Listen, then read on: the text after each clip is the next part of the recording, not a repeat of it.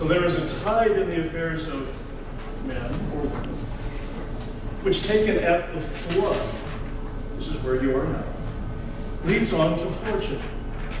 Omitted, all the voyage of their life is found in shallows and in miseries. On such a full sea are we now afloat, and we must take the current when it serves or lose our measure. Doesn't that explain being a graduate student at a Big Ten university? Some of you have given up jobs to reach out into the world of doctoral student preparation, and with the hope that a job will be coming, maybe with as much salary as you were making at your high school job. One is hoping. And so just to get our discussion going and some ideas, I put down some suggestions for building a career which might be different than what you've heard, maybe. But there are things that I believe in, and almost all of them cannot be spoken about easily. But I'll just bring them to discussion. I think the most important one is the first one, and the other most important one is the last one. But music making from the inside out. And I think this is particularly appropriate at the graduate student level, when we get really involved with all of the tools that we find necessary for our jobs. So I have wonderful musicology colleagues, music theory people that wrote your textbooks. I mean, it's that kind of thing. So I believe in those tools. I believe in the bibliography course you're taking or whatever. I believe in all that. But those are just tools. They're tools to get us somewhere. And so the somewhere is that which we have to remember is most important. So when we say music making from the inside out, our outside efforts are tools. Score study, score marking. I use 5 multicolor pens. I don't use any. I memorize the scores. I do not. All of those are tools. I have a book of how to set up an ensemble. I've traded my ensemble setup 8 times until I get the perfect. It's like, how many people are trumpet players in here? How many of you have found the perfect mouthpiece yet? I won't even go into reeds. Well, for conductors, a lot of times it's just how we set our group up or whatever. All of those things are outside things. But for I think most of us, when you watch the people who are successful, it's the inside that counts. They have the outside thing, but if we neglect the inside, so the inside efforts emerge from true understanding of the music, not the markings. By attending a Big Ten university, you've already taken a great step into that. Nothing against the smaller institutions, but so many of the Big Ten universities offer musical experiences which are so difficult to find in the hinterlands, but which come into your campus at all the time. If I had attended at any university every faculty recital, I would not have had time to do my job. But I wouldn't have spent any money. And almost invariably, they were giving the same concert in New York City, $100 a ticket or whatever. So I felt that it was really important to continue with the listening, with the in-depth, becoming a musician. You are surrounded by opportunities at your campus. Outside of the band world, perhaps in the orchestral world, perhaps in the opera world, perhaps in the leader world, perhaps in the art museum, perhaps, et cetera, et cetera, et cetera. Boy, take advantage of that when you can. And let that become part of your music making. Because our composers are not writing in a vacuum. Let's choose someone who is not with us anymore. Everyone knows the music of Alfred Reed at one time or another. Alfred Reed, I am convinced, saw himself as the next step in the lexicon of composers: Beethoven, Brahms, Mahler, Alfred Reed. I'm convinced of that. But if you had that in mind, you conducted Alfred Reed's music differently than if you just looked at the score. So that's just food for thought. Next one. Rehearsal, conducting, both a science and an art. And I think this is so vital. We need to work continually in improving and developing and enhancing our communication skills with gesture, with the voice, etc. Rehearsal, psychology, clarity, all of that. But the most important thing is a vision of music making and making sure that we remain a role model of musical integrity, so that we are standing in the place of the composer and bringing the music to life. And it doesn't have anything to do with my sound. It has to do with the composer's sound. It doesn't have anything to do with playing at a competition or a high school festival and getting straight ones, where it's bringing the music to life in that way. I think that most of us, how many people in here are planning, I think the doctoral students are planning for some kind of collegiate career. Quite a few. And so most of us understand that the essence, a lot of times, of tenure and promotion at the collegiate level is working with high school kids and being able to still do that and to do that well. And so that's really vital and is important in all that we do. And so here we go. We go out, and theoretically, if we cross the state line, it's even better. Or if we go to Canada, or so now we're an internationally known person. But we have to know what to do. So we're introduced by the host, and the host says, here is so-and-so, Dr. So-and-so from whatever, and that gives you, that great introduction gives you about 12 seconds until the high school students may expect to know, what do you really know what you're doing? You can live on that for 12 seconds. And then beyond that, it's show me what you can do and how you can do it. So that rehearsal, that ability to rehearse, that ability to connect right away, that ability to know how the music goes and what you want, that's really key for that. So, percolation. Next, understand politics and human relations. High school teaching, middle school teaching, collegiate teaching, whatever. I think this statement is potentially true. We work with very intelligent colleagues, many of whom are not always easy to understand due to fear, jealousy, ambition, or any number of other personality issues. Have you found that to be the case on occasion?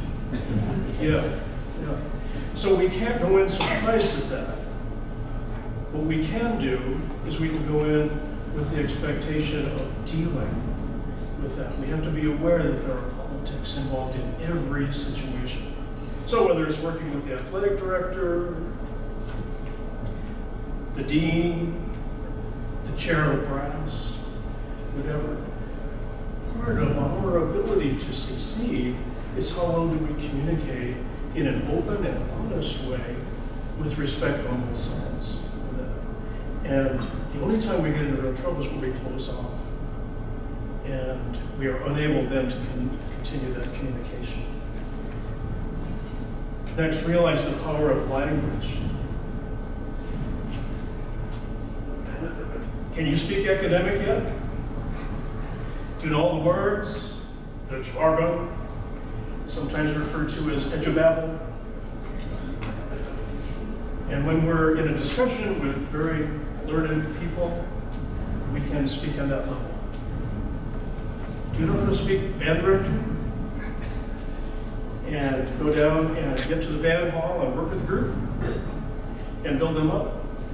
I think we need to remember how to speak both of those words. because we live in an intellectual world of high standards. And for instance, being at the Jacob School for all of that time, I would be on committees with this person who sang at the Met and blah, blah, blah, and this person is a member of the Philadelphia Orchestra, blah, blah, blah, and this person who was working on continuing the history of Western music, we know as the Donald J. Brown. He's dead. It's continued to be written by that guy over there. So I had to be able to speak to those people in their languages. I didn't expect them to understand my language. And so that is really vital. Then, of course, we go out and work with various groups and people. And I have seen people actually fail because they tried to use the language of academia for the all-county honor band. And it just didn't work. So we have to be able to be true to ourselves, but be able to know both of those languages. Okay? Embrace the idea that outside gigs are not mostly about promotion or tenure or fame or money. And I think it shows up very, very quickly if we go into a gig because we have to, rather than seeing it as the opportunity of our lives. I don't know about you, but I was a member of the South Carolina All-State Band and the All-State Orchestra. That changed my life. And so whenever I go out and do an All-State Band or do an All-State Orchestra, that's the first thing I remember. This changed my life. What can I do to change their lives? How can I make this positive? And one of the most fun things for me was when I got asked about 4 years ago to do the South Carolina All-State Band in the same location at Furman University where I had been in 1970. And it was like a cathartic kind of experience. It was just wonderful. But whether it's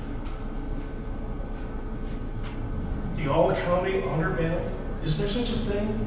Do those words go together, all-county and honor? Well, yeah, because it's an honor for us to be able to work with those students. I remember one of the first ones I did was in Greene County, Indiana. They brought all 4 high schools together. Put up my baton and it looked like the wheat fields of Kansas with all the flutes that were in that group. They had 2 tubas. They had a row of saxophones, now a row of alto saxophones. It started here from the left, went all the way to the right. I thought, oh my, here we go. It turned out it was okay. It was okay. I never used the word more alto, please. I never did that, but it was still fun. Work ethic is very important, but this is the trick for it. Work on making content excellent, not veneer. Sometimes we think, if we put this presentation together and we use the right font, it's great to use the right font, but it's more important to have content that is important and vital. And the same with our music making. I know that there are some people who work on gesture beautifully, and it's a wonderful font. But is the music making filled with integrity? That's what really separates people out.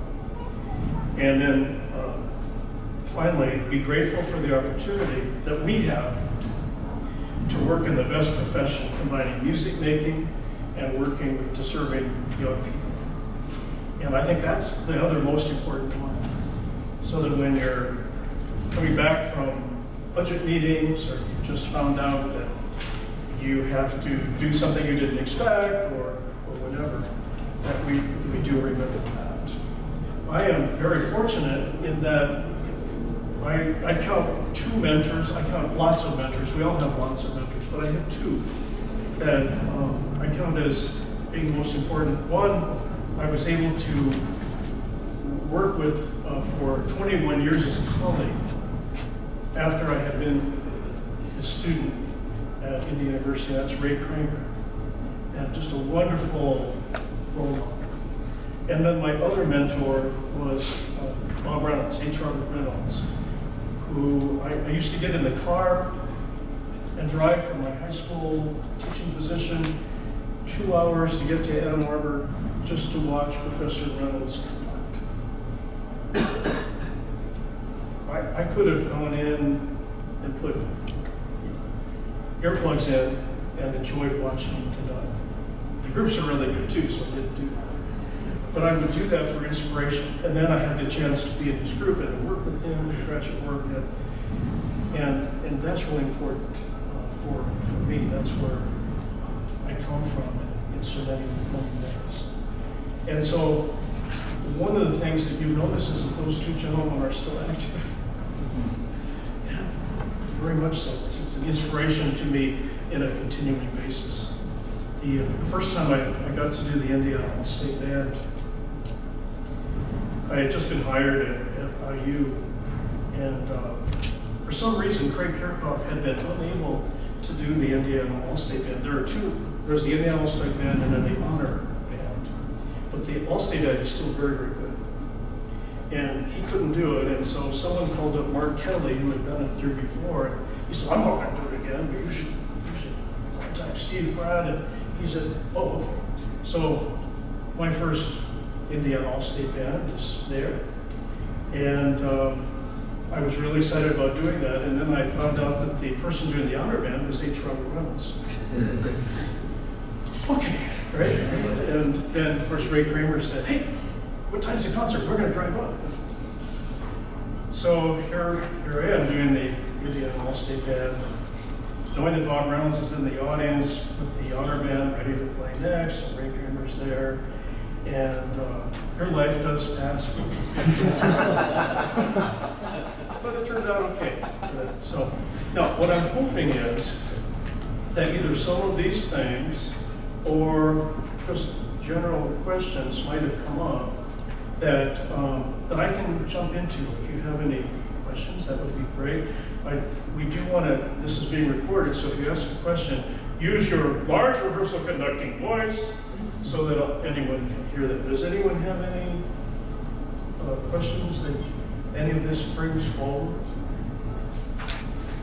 Yes. Can you talk about, sorry, I'm just trying to use my large ensemble voice. Can you talk about what, throughout your career, and even now that you're not conducting as much as you were, what continued to feed you, either artistically or spiritually or in any way?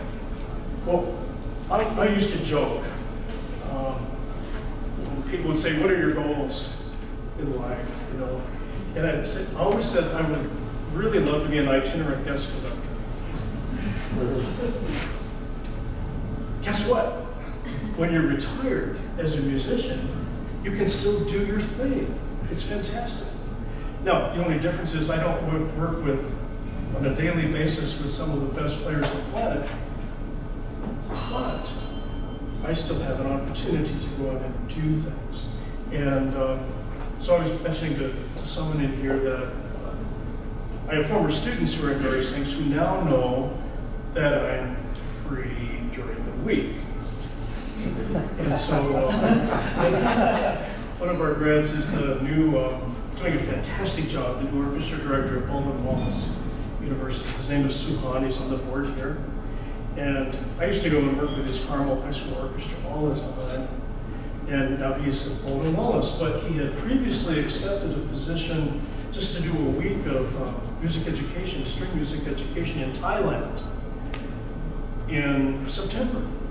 And so he immediately asked, could you come in for me for a week? Guess how long it took for me to answer that question? Absolutely. So I was able to work with his orchestra and teach conducting and for 4 days, and he was doing Scheherazade, which is fun. First rehearsal, I said, okay, we'll not deal with the cadenzas today, that'll be next time, but here we go with the 2D passages, and it was wonderful. And that was just a fantastic experience. So that pulled me into my Scheherazade score again. So that did that, and teaching conducting. It's been a while since I taught undergraduate conducting, so that was exciting to remember how to do that. I think that the thing that keeps you going is the music, but I also think it's a great opportunity for us now. My wife and I go to musical things that also keep the percolation going. I think what's really important is that we don't subject ourselves to a very small musical world. We have season tickets to the Lyric Opera, which is only 3.5, 4 hours from our home in Bloomington. And so Siegfried, they're doing the Ring, and we've been to the Rheingold and the Valkyrie and Siegfried this year. Next year's going to Ring, and we're saving our money for the whole Ring cycle in 2020. Hoping for good weather for the roads and that kind of thing. Being able to go to various things. We'll be going to Ann Arbor for the Philharmonia concerts of England, for 2 of those. So keeping the music in our heads and our hearts so that we have something then to give when we're on the podium doing James Clarkson or whatever. Because we give what we are. And I think that we are what we ingest. And if we ingest great music, it becomes us and it can come back out. I've always felt that it's really important. Does that answer your question? Thank you. To some extent. Yes. Going off of that sort of ingesting, how do you select repertoire to program? Well, selecting repertoire as an itinerant guest conductor is different than your regular job. So I'll do both. Itinerant guest conductors, first of all, have to know how good is the group that you're working with. And it's the same even before when you're asked to do an honor band.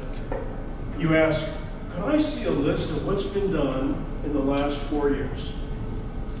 Then you find someone who was at the concerts and you say to them this: what was done successfully? And what piece didn't work? Then you have sort of an idea of what you can select. And then, once you have that idea, then for me, it's I want to choose music that I think that will not just be appropriate for them, but which will be appropriate musically for them. So it has to be balanced.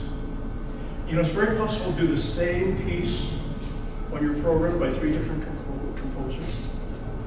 So it has to be different. I want something that musically challenges, technically challenges, but there's a variety of those things throughout the repertoire. I want to know who the audience is, so I can give the audience something too. It's a very different thing between an all-state and working with an all-county kind of thing in terms of that. Sometimes you're programming a little bit for public school teachers because they want you to find some of the latest things so they can see how they sound. So that for the last many years, doing collegiate programming, it's about the same, but a very different kind of animal. I didn't have to worry about technique very much at all. But I still wanted to make sure there was a balance within that. I wanted to do new music, but I did not want to neglect the older classics. I had any number of students who were planning to audition for the service bands in DC. They always wanted me to do pieces that had the excerpts. So euphonium players want to make sure we had the Schoenberg theme and variations every year. Okay, can't do that. But there's enough of a variety that we can do with the older pieces and the newer pieces so that there is a good mixture of that.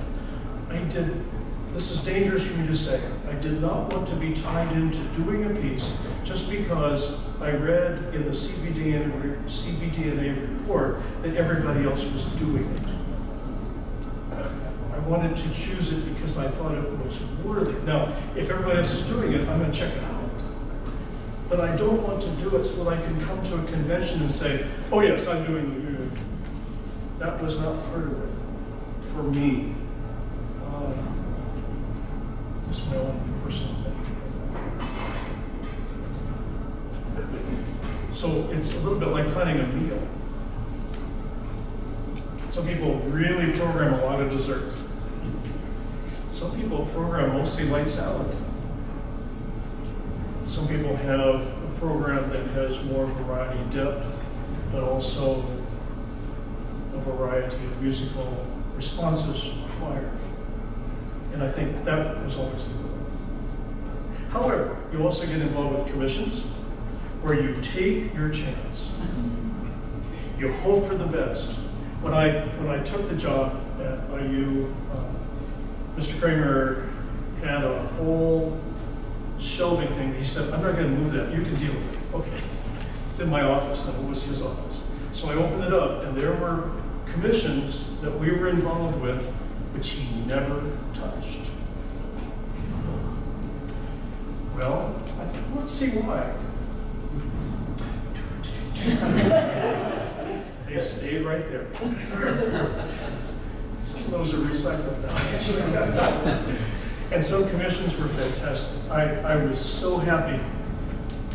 I was president when the Big Ten band directors voted to double our dues for 2 years in order to pay for several commissions, including the William Bolcom. It was a hard letter to write to the other directors of bands. Remember our agreement? But boy, was it working. The Bolcom is supremely fantastic. So a lot of times commissions work out really well. Yeah, so a lot of us are going to be getting our very first collegiate job within the next couple of years. Can you maybe talk about a couple ways we can be really successful as young as we are, just in that first job? One of the things that surprised me when I moved from the high school ranks to the collegiate ranks was the different kind of teaching that was required. Now, it's going to be different wherever you are. But most of us, when we taught in the middle school or the high school, we don't lecture much in terms of classroom activity. We don't stand in front of the room and teach. We rehearse. And that was all my thing. When I got my first college job, one of the things that I needed to do was something to teach a class. Oh, I loved it. That particular one was a pre-student teaching class, which could be subtitled, Everything You Wanted to Know, You Needed to Know, and You Have Not Yet Learned, and Student Teaching is Coming at You like a freight train down the railroad tracks. And boy, they would come in and go. Because at that time, it was 6 weeks of me, 2 hours a day, 5 days a week, and then student teaching. Now that's changed, and it's a different semester. But I had never taught a class like that. So the preparation for that, how to engage the students, how to prepare on a daily basis and stay up with all of that, that was really vital. And that at one time, because of a change in personnel, I actually taught a marching band techniques class. So forgive me, all those students, but I did my best with that. But that was a different kind of thing. I also was less prepared. I got prepared very quickly to realize that at the collegiate level, a lot of times people would just pop in. So you're conducting along, and there's suddenly 4 people up there looking at you. And in the high school and middle school, a lot of times your principal will come in and observe that they probably have the generosity to let you know I'll be coming today, or at least you know who they are. A lot of times we just have people come in. And so getting used to that was a little bit different. The way to talk to college students and engage them, play enough, because all they want to do is play. But to be able to speak to them quickly, engage quickly, and then get on to the music. It's a little bit less of a feeling of when you're doing high school, sharing stories and that kind of thing. But they're here for a specific period of time. Like I mentioned, the politics involved. You have to know that every collegial thing that you do, one of those people might be on the committee that would decide if you get tenure or not. And so maybe you've had a bad day one day, and you're grousing about something, and then later on that person's on your committee. You don't want that to happen. So it's just a constant reminder that we're on call all the time. Yeah. The other thing to think about is that at the high school or middle school, we are mentors. There's no question about it. Even more so at the collegiate level, with people who are resolving at that point to be who they will be in their entire adult life. And the need to be inspirational, to be a role model of some kind or another, to engage with them, to make them excited about what they're doing. It's a wonderful thing, and it's also something just that we always have to keep in mind. I remember there was one time one of our graduate students, we had all the graduate students over during the marching season for Chile or something. And my son was very little, and one of the graduate students said, "Mr. Pratt, I've never seen you hold a child before. It just blows my mind." Yeah, I do this all the time. Because in their mind, I was this person over there. And so it's very interesting that we need to remember that we're always being observed in every way. So does that sort of answer? Yes? It's a nice segue. I was going to ask, I wonder if you would share your thoughts about balancing the work of a collegiate band director with family life. It's so important.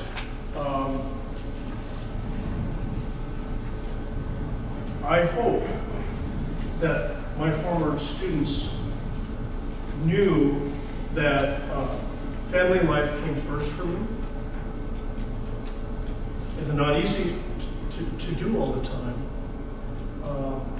But I was at every track meet,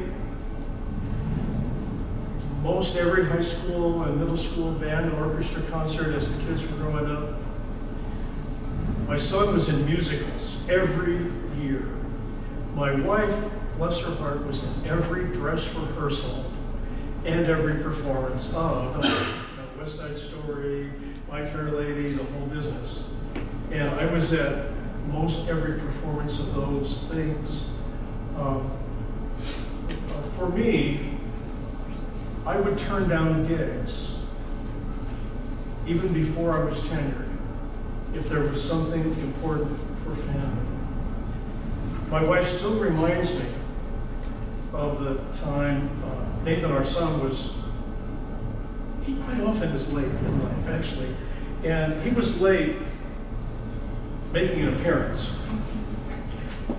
Due date was such that, and I had a job interview someplace in the Midwest as a director of band's position. And they wanted me to come on his due date. I said, "Oh, I really can't do that kind of thing." He said, "Okay, well, maybe you come to last." Well, it was 2 weeks after the due date that he finally came. And I was there for the birth and delivery. But then I left for 2 days. Now, I think my mother-in-law was there, but my wife still reminds me of the time that I abandoned her with a newborn baby. But it was important. I couldn't go and do that job interview until he was born. But family life is important. Faith, family, so much more important.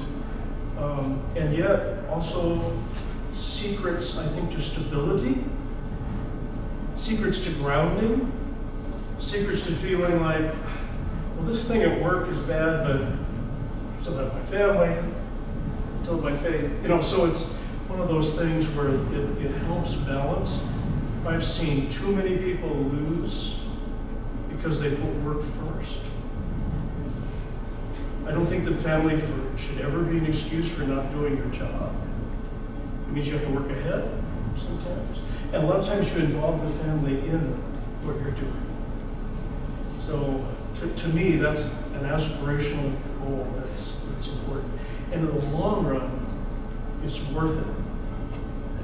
I still remember my kids' things and how proud I was of them and still am. Yeah, Nathan was not Henry Higgins, but the professor who was the sidekick of him. Did a great British accent. I'll treasure that memory forever. And those things are vital. Thanks for that question. Any other? Just all. So, being the attendant on band director, how do you get to have a relationship with those students in such a short amount of time? It's really hard, and especially on the size of ensembles. How many people are in the Iowa All-State Band? 800 now. About 300. It's huge.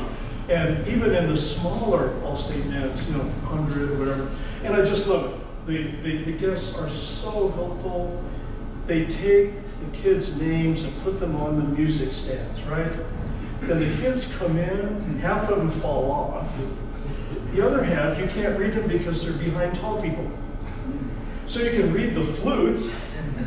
Rachel, how are you doing? But it doesn't help very much. So to reach out and connect, first of all, eye contact is vital.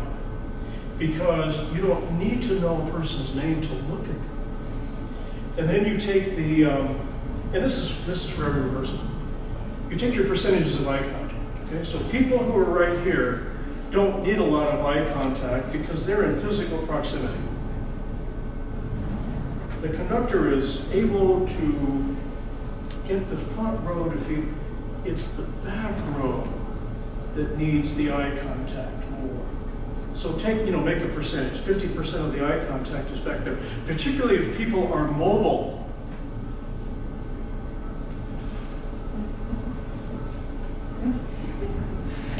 Not because of personalities, because they're moving around. And the back row often has our low brass folks. And we want to reach out to them because they're the foundation of all that we do. So our percentage of eye contact, then how we speak to them. We can speak sort of in group language, or we can speak in more individual language. And I think the more individual language we can get, the better. You people, not good words to use. Trumpets, trombones, horns, at least get that into it as quickly as possible. The other thing is is not what we say as much as how we say it. All right, number 23, here we go. This is Mozart, he's fun.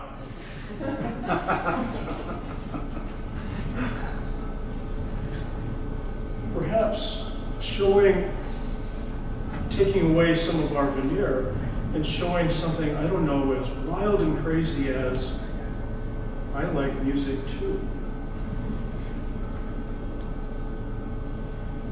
Because some of us have this, I'm on this box, you're down there, stay there. Don't mess with me. That kind of thing. That closes off right away, doesn't it? So if we can somehow show 2 or 3 qualities within how we talk. One is, I like music too, and I like you.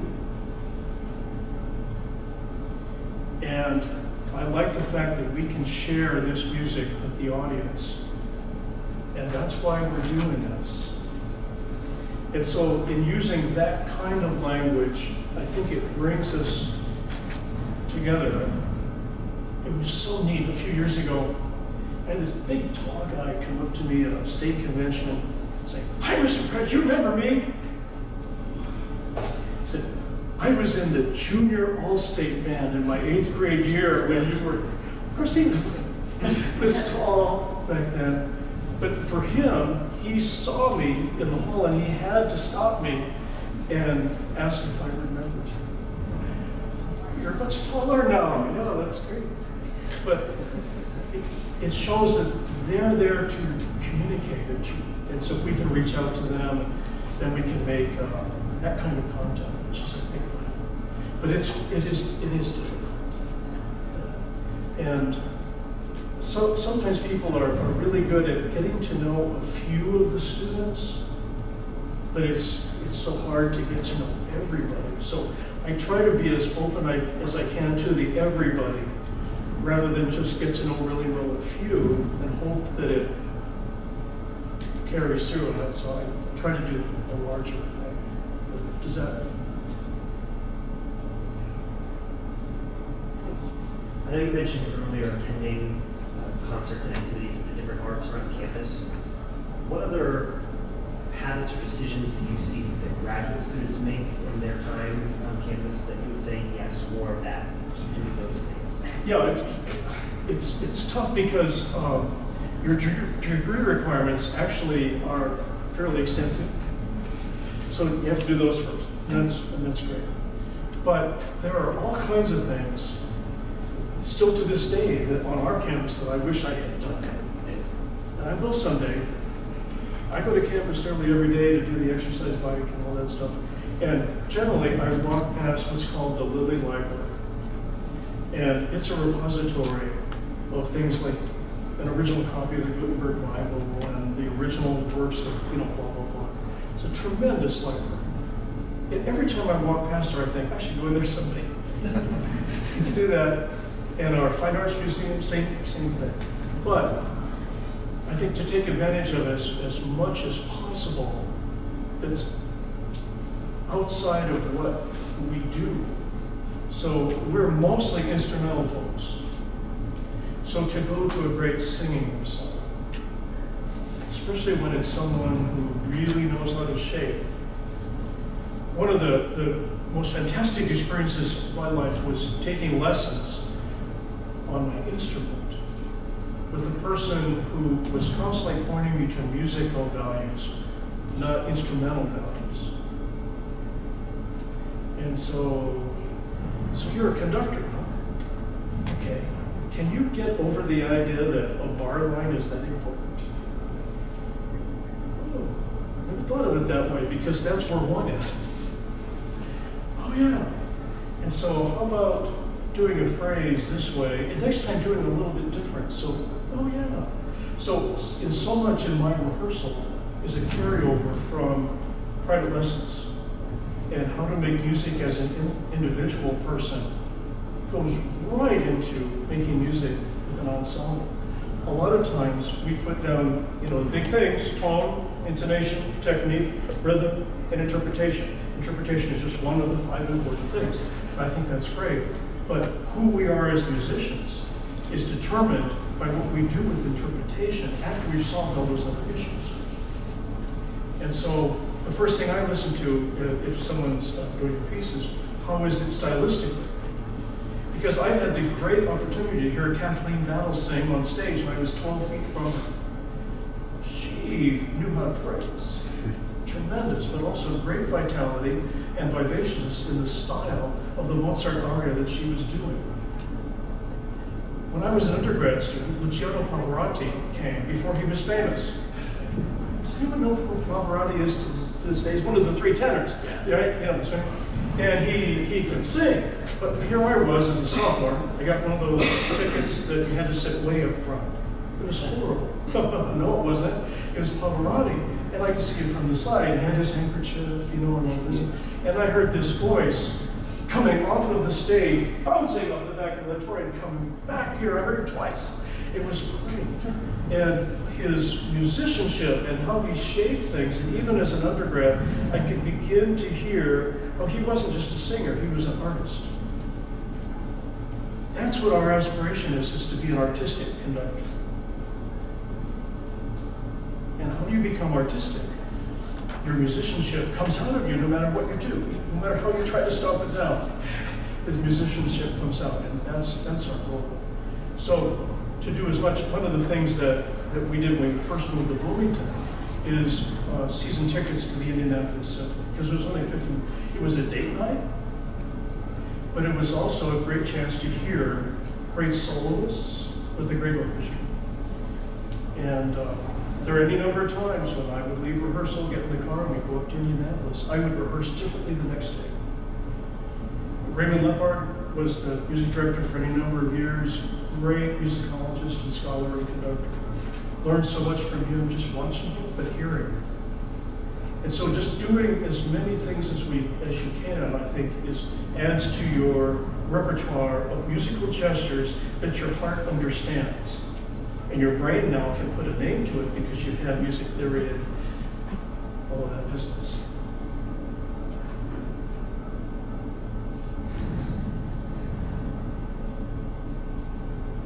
Anything else?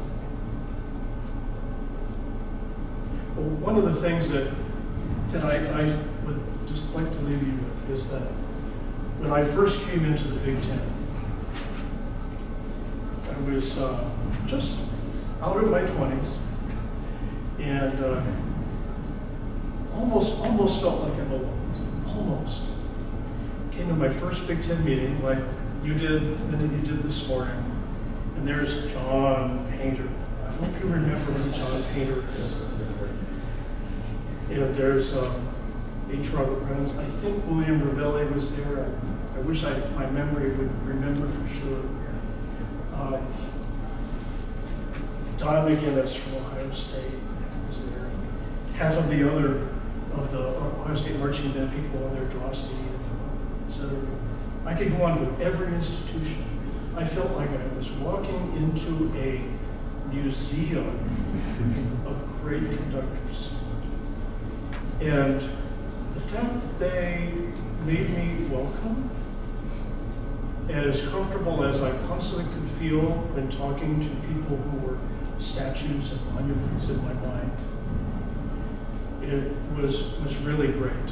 And I was aware that all of those famous people were there because of their work ethic, because of their musicianship, because of the intensity of what they brought to them. But I also knew when they got together, they talked about their families. And they talked about the boat on a lake in Michigan, and they talked about all kinds of those things. Oh, really? So what an honor it has been to be part of this Big Ten thing that you're part of. And even more than that, part of music making as conductors, that we can stand on a box and do stuff with gestures that makes music, that makes people want to applaud, and they pay us. Wow. Hello, Major Medical. And if you're lucky, dental. So congratulations on choosing what you're doing. Thank you very much. Thank you so much.